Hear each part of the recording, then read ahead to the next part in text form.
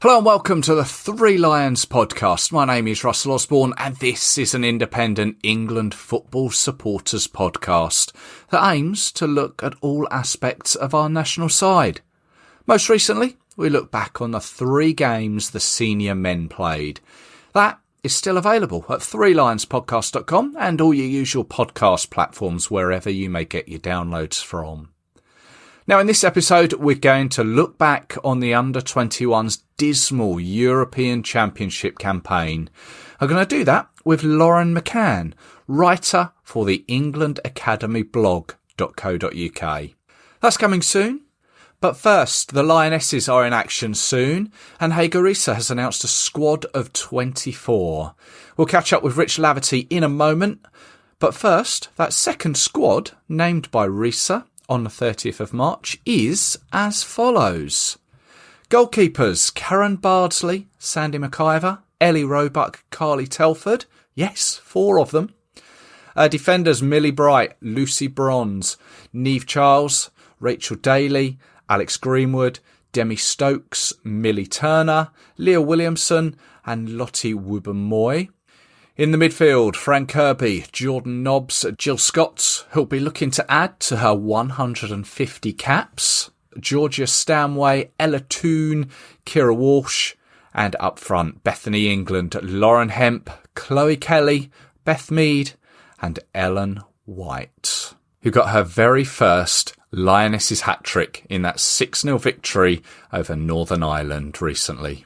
Those games for the Lionesses are away to France on the 9th of April in Caen, and then home to Canada on the 13th of April at Stoke City's ground. And as we always like to do, is have a chat about the Lionesses. I'd like to welcome back Rich Laverty. Hi, Rich. Hi, mate. All good? Yeah, all good. Thank you. Yourself? Keeping well? Yeah, staying alive. Good stuff. Well, hopefully we haven't got too long to go before we are back up and running and at football very soon. Yeah, hopefully. Risa has announced a new squad for these 2 games, coming up away in France and at home to Canada. First thing that immediately struck me, just going through that list there, we've got 4 keepers, haven't we? Yeah, England like a keeper. I think it's a really difficult position at the minute for England because you're preparing for sort of now 2 different tournaments with 2 different teams. You know, I kind of expect the Team GB squad, whilst it won't be all English, it will probably predominantly be English, but you're also preparing, of course, for the Euros, which are now only a year away. You don't usually have major tournaments that are only a year apart, but obviously with the Olympics being kind of a one-off, that has thrown up that situation. And England are kind of caught between generations at the moment. You've kind of got the Karen Bardsleys, the Carly Telfords, the Jill Scotts, the Ellen Whites, you know, the Steph Hortons, etc., that have been mainstays now for over a decade. And then you've got your Lauren Hemps, your Chloe Kellys, your Ella Toones, Millie Turners, and obviously on the fringes at the moment, you know, the sort of Lauren Jameses, Ebony Salmons, etc. And they probably, I think the vibe we're getting is sort of, they're probably going to lean towards experience for the Olympics and the players that kind of have been there, done that, know what it takes.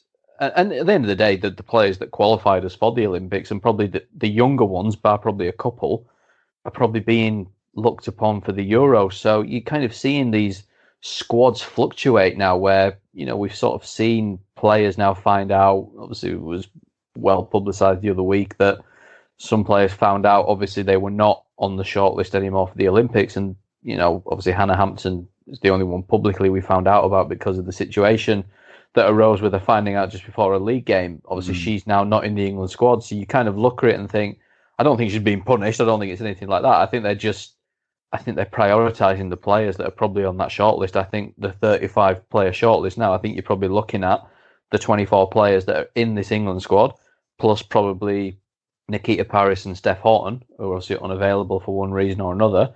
And then I think probably the other 9 are probably the Scottish and Welsh players. I'd be very surprised if there's anybody on that Olympic shortlist that's not in this current England squad, unless they're injured or unavailable like Steph and Nikita are. So I think we're in that period now of going, okay, well, we've got, you know, the KBs, the Carly Telfords, etc. They might go to the Olympics. Yes, they're not playing much at club level, but they have that experience. And now your Ellie Roebucks, your McIvers, and probably your Hamptons as well, that are going to be more probably for the European Championships, the World Cup, in 2023. So it's a difficult job. It's a really difficult job, and I appreciate I've given a long answer, but I think we are probably just kind of caught. But and people, the same arguments come up every time the squad's announced. Why is she in the squad? Why is she in the squad? Why isn't she? There's always a reason. There's always some kind of logic to it. People used to say this about Hope Powell. People said it about Mark Sampson. People said it about Phil Neville, and now people are saying about Hegaree. So when it happens with 4 consecutive managers, that's not a coincidence. There's some kind of logic going on. These managers think about in terms of why they're selecting a certain player, why they're not selecting a certain player. I never buy into it. It's just, they don't like them, or they don't want them, or they don't rate them. There's always some kind of logic when it happens with, and we're not the only country in the world that does this. I could go through all kinds of countries around the world that don't necessarily select loosely based around just form. So, yeah, a lot of goalkeepers, but I think we are sort of looking at a mixture now of a squad that's being prepared for Team GB and a squad that's being prepared for the next 2, 3, 4, 5 years. Yeah. And you mentioned Steph Houghton there. She's injured. Nikita Paris, again, in a bit of a strange situation where it appears that she's readily available to play, but she can't because of the COVID situation at her club Lyon. Is that right? Yeah, obviously France have just gone back into a lockdown. What that means for potentially the game next week, I don't know. Again, that was going to be something I was going to say, because the last thing we want to be having is another game, unfortunately, pulled. Yeah, this seems to crop up with England more than it does any other country. Maybe we're just really bad at picking opponents. Look, the game's on at the moment. France have announced their squad, so I don't know whether there's, what's the word?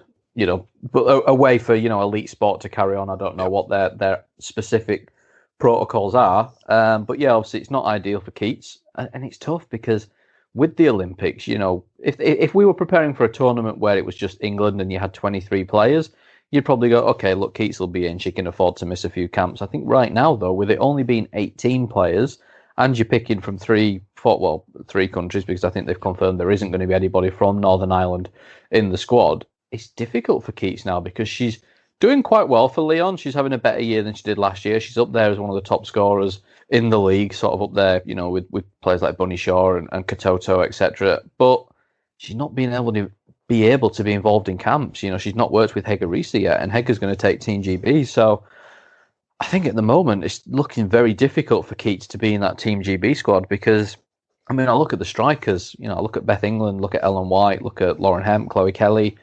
I don't think anybody's safe. I really don't think anybody.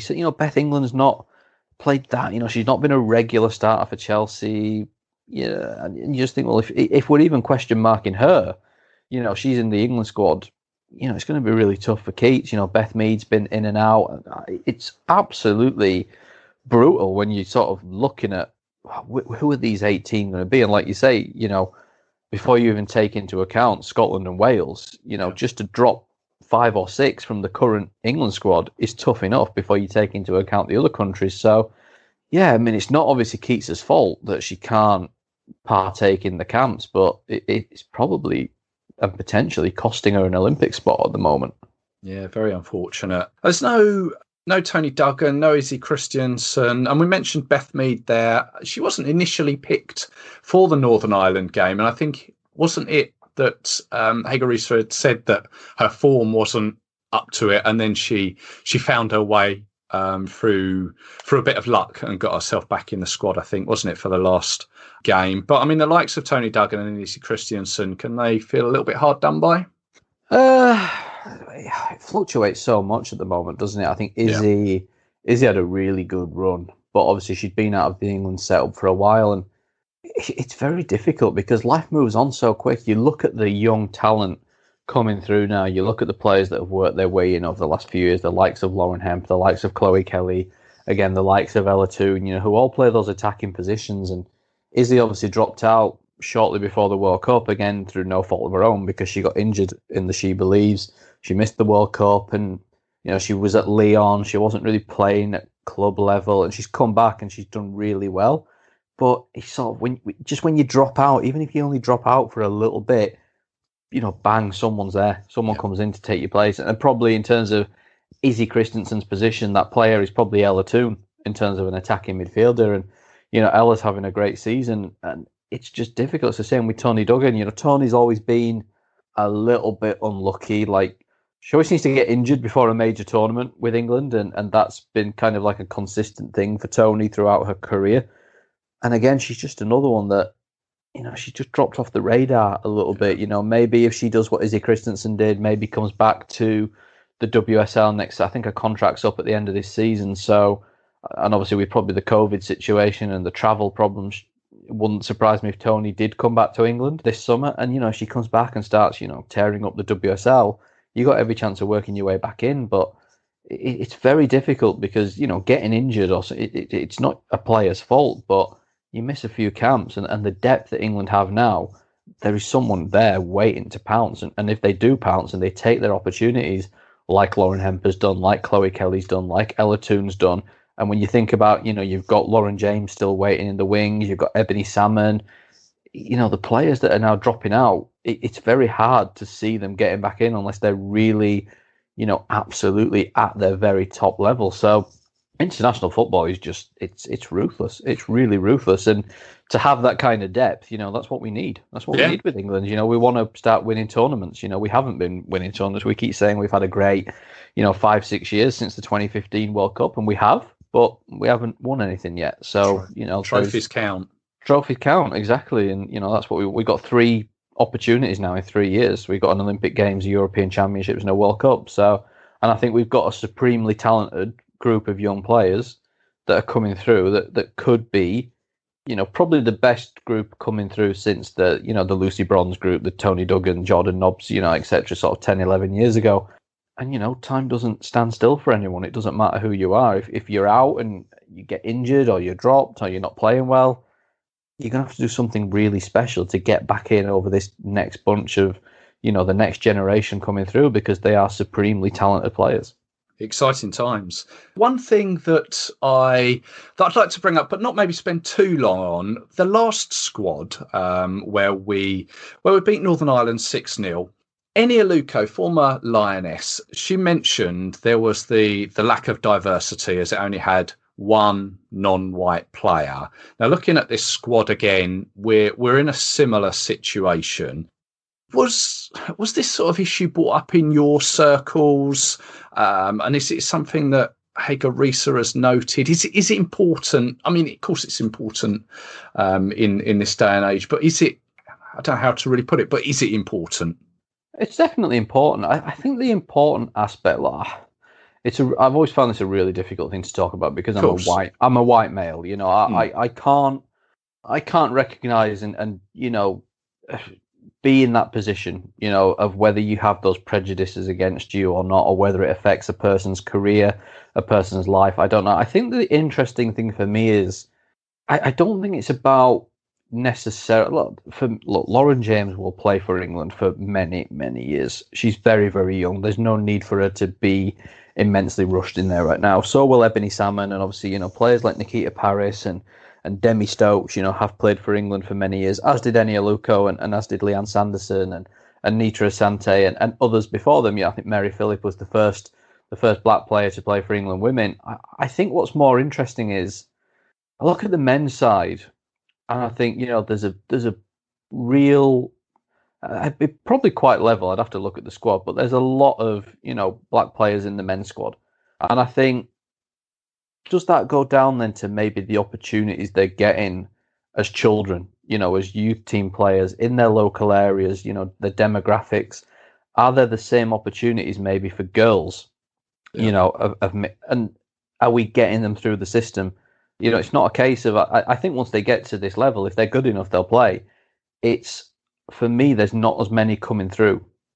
There's not, I look at the youth team squads, it's the same, in the men's, there's a lot more than there is on the women's side. And I think actually, I think the issue we should be looking at is not necessarily why are they not getting in the first team squad. I think is we need to look way past that down to grassroots level, and why are they not getting the opportunity? Because there's obviously not as many coming through. Like you said, that the whole of the last squad, until Ebony Salmon was called in late on, it was a completely white squad. But I don't think that's a case of, Hege Riise comes in and, doesn't want to pick Blackpool. There's no reason on earth for Hege Riise to want to come in and do that. I think the problem is there's not enough to choose from. Yes, there are some. You have Ebony Salmon coming through. You have Lauren James coming through. You have Rinzola Babajide. And I'm sure, those players will play for England and probably a couple of them will play for England for many, many years. It's why are there not many coming through the system? I think for me, if we're looking at the first team, I don't think we're addressing the issue. I think we need to be looking 10, 15 years, previous in their careers to say, are they getting the opportunities to put them in a position to go and be England internationals? Because they did, the likes of Asante and Aluko and Sanderson, they would have come through at roughly the same time. I think Nikita Paris and Demi Stokes came through roughly at the same time. I think we seem to have them come through in patches, but I do think it's more an issue of opportunity, at young ages, whether it's sport clubs, schools, I don't know. I don't know the issues, in those areas. And so it's hard for me to have a real sort of reasoned view on it, but I do think it is. I think generally we need to look at when they're youngsters and whether they're getting the opportunities or not. I don't believe that, a manager would come in and say, well, I'm not going to pick them because of their skin colour. You want the best players. And like I said, if Lauren James doesn't get 100 caps for England in her career, I'll be stunned. Whatever skin colour. It's probably the same with Ebony Salmon, depending on her next move this summer and where she goes. If she ends up at a top club, whether here or abroad, and she hits it off, she'll be a regular for England for many years. England have got no reason to not want those players because Ebony Salmon, I think, is on or can be on a similar level to the likes of Hemp, Kelly. I think Lauren James is, and I think I've said this before, she is a generational talent. There's nobody else like her out there. She just has that natural ability, and people go, she should be in it now. I think there's progressively more of an argument for it. I remember people saying when she was in the Championship with Man United, she should be in there. I didn't believe that was right at the time. I think she was only 17. She was playing in the second tier. I think we had to see how she matured in the top division, and she's done that incredibly well. She is still very, very young. I still don't believe there is any reason to rush her. But the way she is playing, I don't think she's got any chance of the Olympics. I don't even think she'll be in the 35. But I think we are seriously looking at the possibility now that after the Olympics, Lauren James has to be in the England squad on a permanent basis, working towards the Euros. If that doesn't happen, then yes, I think you have to ask some questions about what's going on, why are they not getting the opportunities. But I've got absolutely zero doubt that it will, because she's just too good not to be there. But yeah, it's a difficult one. It's a tough one, but it is something I think we need to talk about, because I do think somewhere down the line there's a blockage somewhere that they're not getting the opportunities to come through like you see in the men's game. And I think that's something probably on the women's side that, right back to grassroots, we need to work on. Yeah.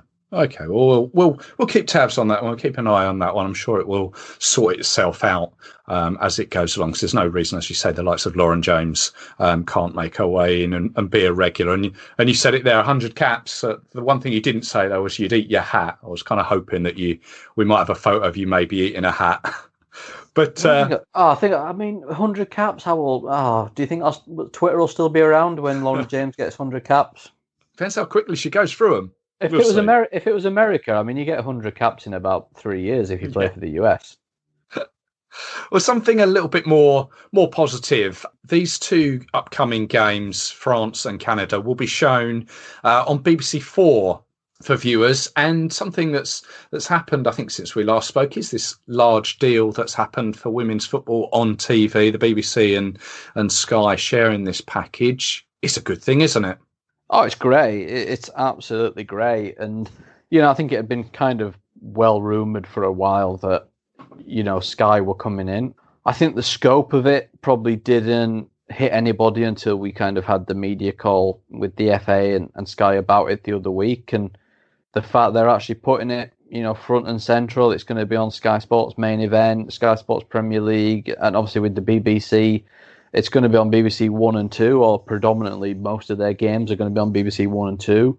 It makes a huge difference because, BBC can show games where if it's on the website or iPlayer or Red Button, it's still a little bit out of this behind the curtain kind of thing. And, BBC 1, BBC 2, it's front and centre of the two main terrestrial channels. So, I think generally probably most sports fans I would say probably have Sky Sports probably more than maybe they have BT. Maybe I'm just going off myself because I have Sky and not BT. I don't know. But yeah, it's great. And aside obviously from the extra promotion and the publicity of being on, two of the main sports channels in the UK, it's just the money, the money coming in. And I don't think it'll be extravagant amounts. I think once you take a few bits out, cover the costs of games and things like that, I think the clubs will probably get a little bit less than maybe people have speculated. But I really hope it helps, the Birminghams, the Bristols, etc., and the Championship as well. A little bit is going to filter down to the Championship, and I think there's some clubs in the Championship that definitely need it. So, I said this the other week, usually in women's football, there's always something to be negative about. There's always a negative connotation to something, but I don't really think, I've seen some people say, maybe it'll detract fans away from games, but I don't think it will. I think if you have a passion and a culture for going to games, you're going to go to games come what may. But I think if it gets it out to more people on the main channels and it gets the clubs, extra revenue, I don't think you can complain about it. I think it's a great thing for the sport. Absolutely. And then finally, with these two games, I know they're both only friendlies against France and Canada. Can we win them both?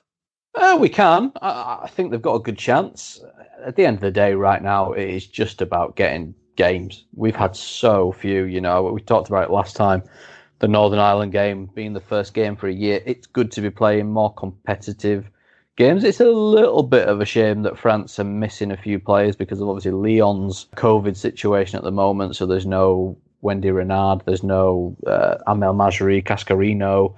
Grigien Bock's got a long-term injury, but it's still a good team. They've got the front three of Diani, Katoto and Le Sommer. They've still got Amandine Henry. So, it will be a good test. Canada will be interesting because they're always tricky to play against. I would say they're never the most exciting team to watch, but they have good players. And obviously they're coached by Bev Priestman now, who was obviously England's assistant under Phil Neville. So, yeah, it's competitive games. That's what they need. Obviously, they're friendlies and everyone has their own priorities, but England just need games. So we hope the France game goes ahead. Obviously, nothing's been said yet that it isn't, and France have announced their squad, so it looks like they're planning for it. Hopefully, Canada can come over here, obviously, a few days later. So, and then I think that will be it until obviously they become Team GB in the summer and have a warm-up game. We still don't know who that's going to be against, but it's fast approaching, hopefully, and I still don't think we've had any confirmation the Olympics are actually going ahead, but, hopefully they will. It'd be a bit of a letdown after all this time and all this speculation. Yeah. If they don't go ahead, I hope they release the squad anyway, because I think it'll play on my mind for the next 50 years of who would be in it. We've done so many predicted squads over the last 18 months now before it originally got postponed. I want to know who was going to be in it because it'd be one of life's great letdowns if we never find out. Well, we'll keep our fingers crossed for that one. And and wish England all the best for these upcoming games. Rich, thank you very much for your time, as always. No problem, mate.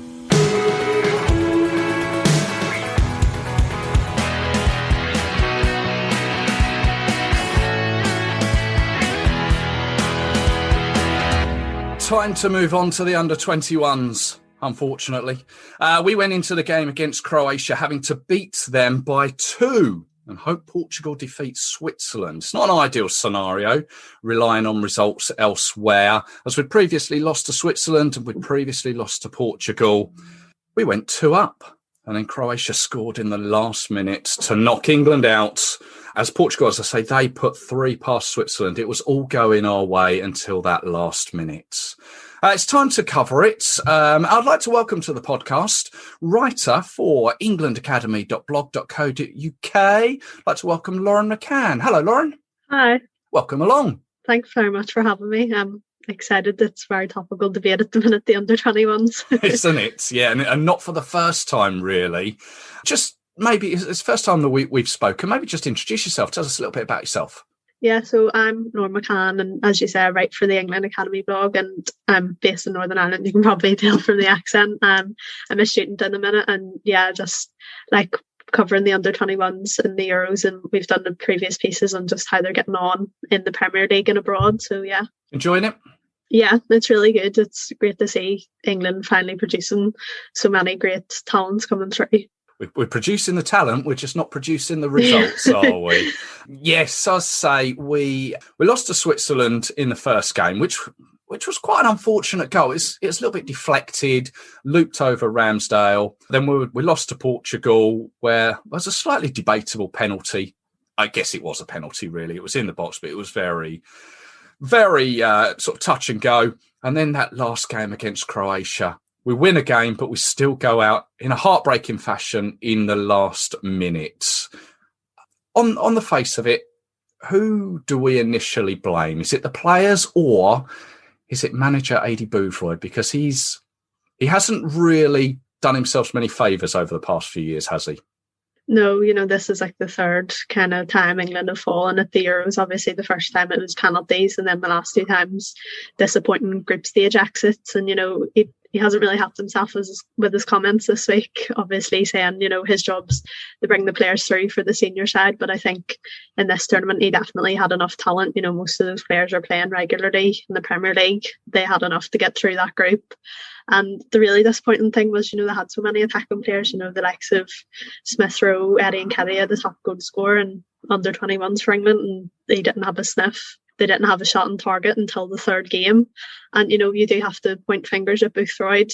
The tactics he kind of employed, the first game against Switzerland, playing with the five at the back, kind of shoehorn Dwight McNeil in the left wing back, a position he's not really used to, and then playing with the two deep line players in Skip and Tom Davis, and leaving out Curtis Jones and Eze, who have been really impressive in the Premier League. You do just kind of wonder, was that really the right mentality to go into a game, the first group game, and you're thinking you need the win here to set you off well for the tournament, and you go in kind of a defence-minded state. It wasn't really the start England wanted, and they just looked disjointed. And then the second game he did change it up a bit and went to the four at the back, but again, no Eze, no Jones, and I don't think it's a surprise that when they came in the final game, England really started to show some flair and creativity in the final third.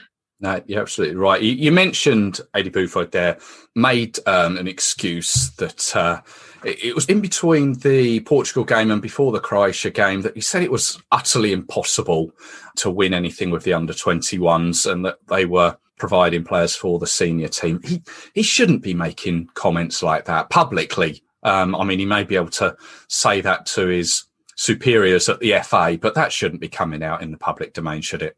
No, definitely not. And as I've said before, even though some of his players are away, you still had the quality there. Okay, maybe not to go on and win it, because obviously the likes of maybe France and Spain may take the tournament a bit more seriously, dropping down players that might be up in the senior squad for the under-21s for the purpose of winning the tournament. But, they had the quality to get out of that group, and comments like that, what does it do to the players that are with them? What are they thinking? Are they not good enough for the setup? And obviously it has worked, the pathway is there for some of the players that he's had before. You've seen most of them progress, but still it's really disappointing. Yeah, absolutely. I'm not going to go through the whole squad, but there were players, Aaron Ramsdale, Sessegnon, Curtis Jones, you've mentioned, Tom Davis, Ryan Brewster, Eddie Nketiah, Emil Smith-Rowe, Mason Greenwood. These are all players that, as you say, are playing Premier League football. They are more than capable of going through to the knockout stages, in my opinion. Or perhaps is that just an arrogant English opinion of mine? No, I don't think so. I completely agree that they had enough to get through, and I think if the system kind of had been set up that they were going to go out and attack, they had. So that was the big thing coming into the tournament. Everybody was really excited about just the abundance of quality there was further up the pitch, and even at the back, defensively solid. The likes of Guehi and Godfrey have had really good seasons, but they just looked really shaky. And people were saying he was trying to play it from the back, but was that worked on enough? The players, just anytime they were pressed, they were giving the ball away, and it just looks so disjointed. And they had time to prepare before, but it seems like they went into the first game with the five at the back, and then he abandons that straight away for the next game. And you just do wonder, what was going on behind the scenes, and it just was so disjointed throughout, and no shot on target until the last game. As you say, with Premier League players, it's just inexcusable, really. Yeah, and some would say this maybe have been coming. People may remember there was the 3-3 draw. I think it was with Andorra. I think it was the back end of last year, I think. And Aidy Boothroyd, he's former Watford Coventry manager. He's had experience at top level. He's worked his way through the England youth teams as well, the 19s, the 20s. And he's been in charge of the 21's since 2016. He actually replaced Gareth Southgate. So the FA possibly initially had visions that he could work his way up and go through the system.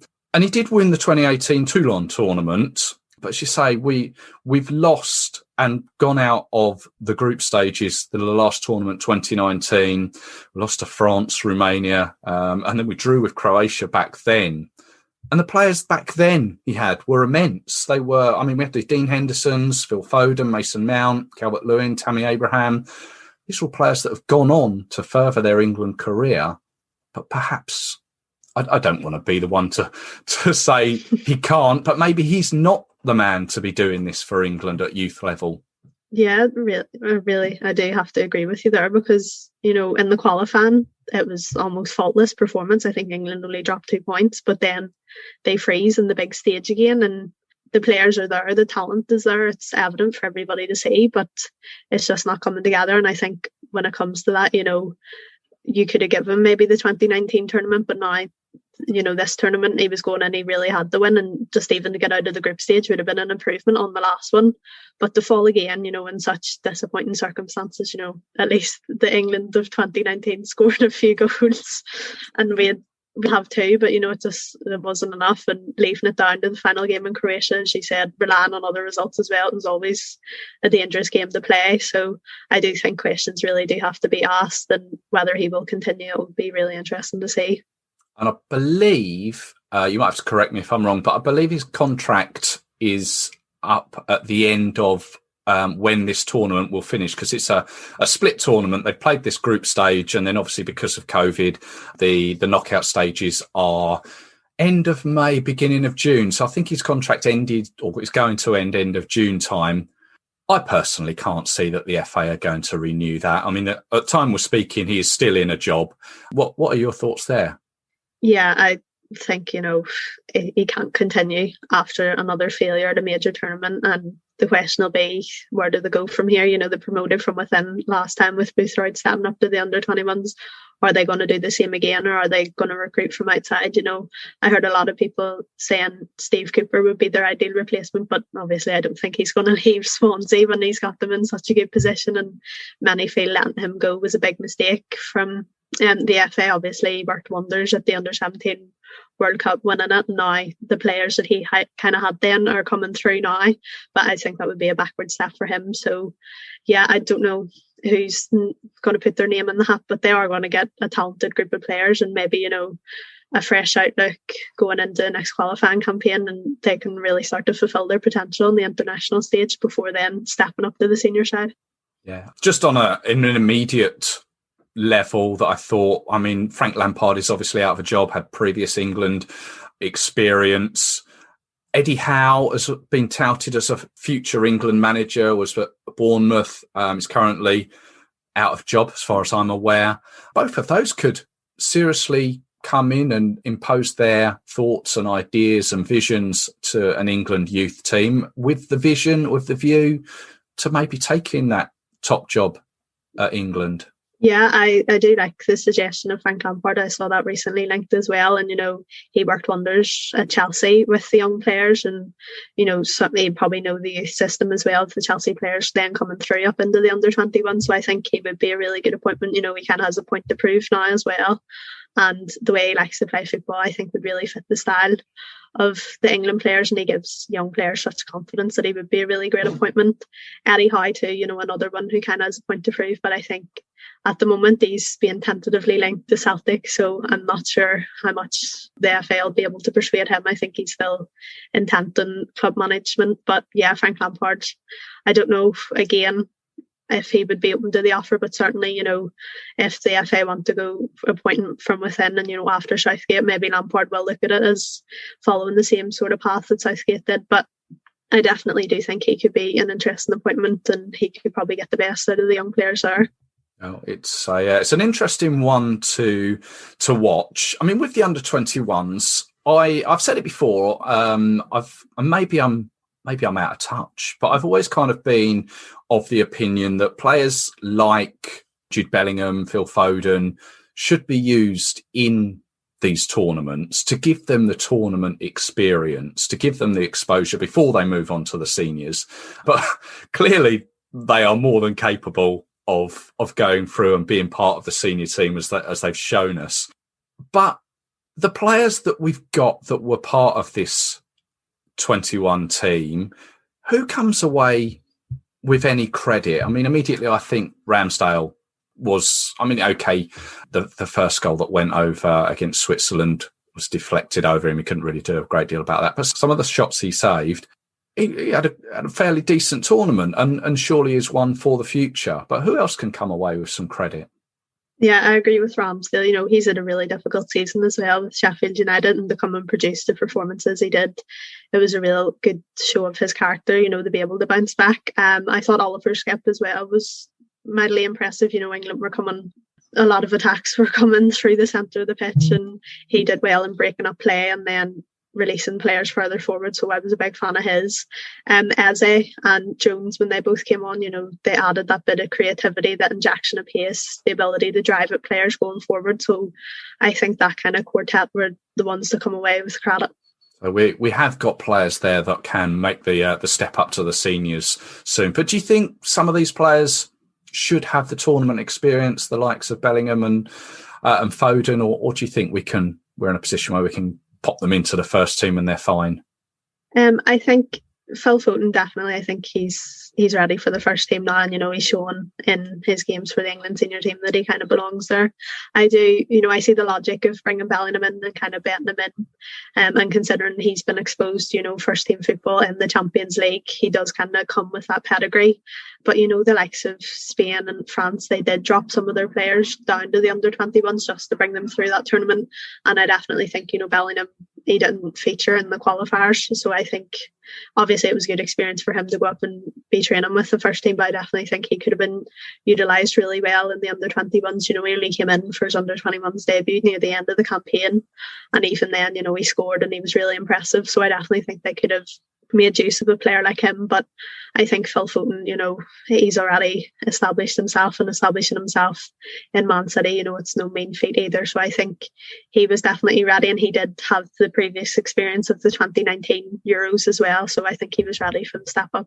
Yeah, perhaps I'm just a little bit old school, and I don't know. Well, certainly I wouldn't make a decent England manager, put it that way. So don't put me in the frame for the new job. Lauren, thank you very much for giving your insight into the tournament. From what you've seen of it and the knockout stages coming end of May, beginning of June, can you see a winner for it? Yeah, I think France are shaping up really well, and they have an abundance of quality, right from the first team right down through the ranks. So I think they'll definitely be ones near the top. Spain as well, I've been impressed with. So I think the bigger nations are going to go further in the tournament, as they always do. Yeah, we shall watch this space. Yeah, I should think both of them have got huge pedigree with winning tournaments at both senior and youth level as well. Yeah, as I say, thank you very much. You're on Twitter and that side of things. If you want to give yourself a plug, if people want to follow you. Yeah, so it's Lauren _McCann 7 on Twitter, and for our England, it's England Academy on Twitter. Lovely. Well, thank you very much for your time. Thank you so much for inviting me on. Really enjoyed it.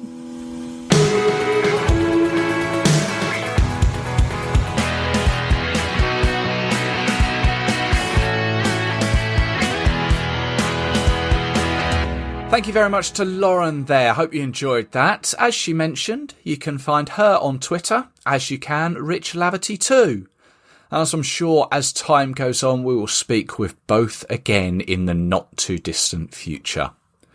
Thank you as always for listening. My name is Russell Osborne and this is the Three Lions Podcast. You can listen again to previous episodes at threelionspodcast.com or your usual podcast provider. The show is also on all the usual social media platforms. Just give it a search and give it a follow. Plenty more recordings to come. In fact, stay tuned later this week as I'll be speaking with someone who actually won the Under-21's European Championships tournament from quite a while back. He also worked with Bobby Robson, Terry Venables, Glenn Hoddle, Kevin Keegan and Sven-Goran Eriksson. Who is it, you ask? You'll have to tune in and find out. Or you can subscribe and you won't miss it. So until then, look after yourself. Stay safe. Cheers.